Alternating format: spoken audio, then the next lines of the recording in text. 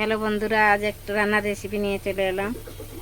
বাঁধাকপি একটু পুঁই শাকের আগাগুলো দিয়ে ভাজা হবে।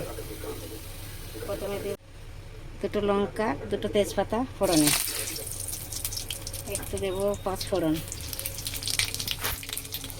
পাঁচফোড়নটা হয়ে গেছে, একটু পেঁয়াজ কুচি না দেবো, পেঁয়াজ কুচি। পেঁয়াজটা একটু ভাজা ভাজা হয়ে গেলে বাঁধাকপি আর পুঁই শাকটা ধুয়ে রেখে দিয়েছি, এটা দেবো। ডাল দিয়ে ভাজা হবে। বাঁধাকপি পুঁই শাক দিয়ে দিয়ে দিচ্ছি। একটু ভাজা ভাজা হয়ে গেলে ডাল দেবো।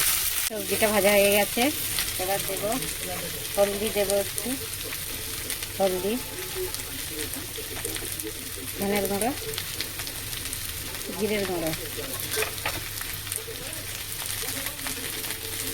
লঙ্কার গুঁড়ো, পরিমাণ মতো নুন,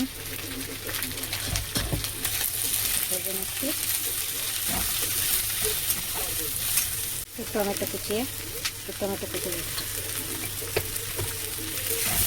নেড়ে নেবো, নিয়ে ডালটা তুলে দেবো।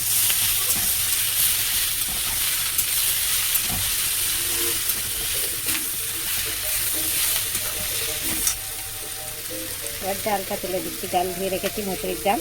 ডালটা তুলে দেবো।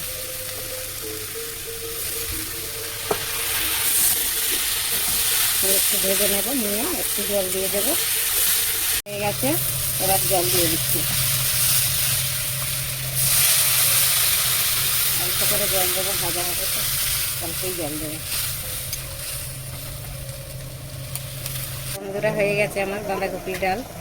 ভাজা ভাজা হয়েছে, কত সুন্দর হয়েছে দেখতে। আপনারাও এমনি করে খাবেন, খুবই ভালো লাগবে। খুব সুন্দর হয়েছে, ভালোই লাগে খেতে। আপনারাও এমনি করে